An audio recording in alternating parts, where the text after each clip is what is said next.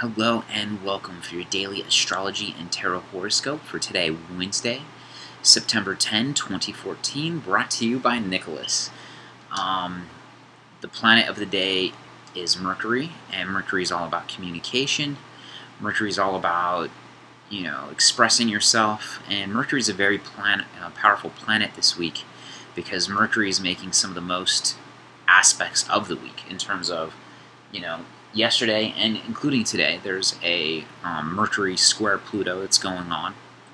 So it was more exact yesterday, and we're kind of getting away from that transit today, but you'll still be experiencing those, Pluto is about power struggles.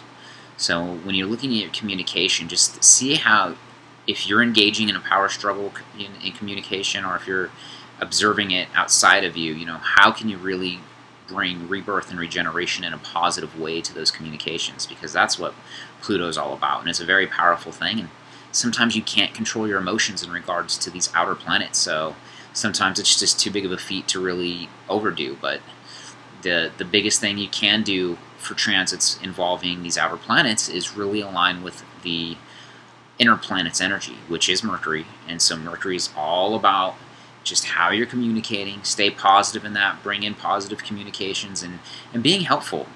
Mercury's in Virgo still, right? So no, Mercury is in Libra, which is about fair and balance, and it's ruled by Venus, and Venus is in Virgo. So Mercury has, Mercury's doing okay right now. It's in a pleasant place due to that mutual reception with Venus. So just pay attention for that with the planet of the day.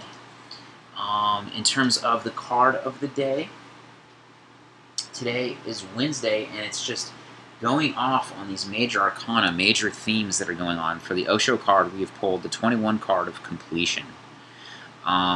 This is a positive completion. First of all, it's a masterpiece. It's something great that you should be proud of and you should reflect on with happiness. As you can see, the jigsaw puzzle is completing a happy face.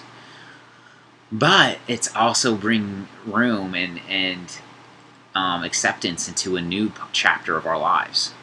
And so it's a very positive chapter, especially if you look at the cards of the entire week. So I highly recommend you watch my weekly tarot reading to get more insights about this. But yesterday we had a major arcana card, and today here we are once again Wednesday having another one, and it's about completion. And so, especially given that this, the full moon was on Monday, we're just being triggered in some very, very, very powerful ways. You know how the universe is pushing you. Definitely just keep plugging into that energy, and when you get a completion card, be looking for those new avenues and actually be making them tangible. So whatever way you can tangibly bring in this new energy is just going to be great, especially during this very Virgo heavy time. And then I would also like to pull the Wild Unknown Tarot card of the day. Oh, okay, a card fell out, so you gotta take it, right?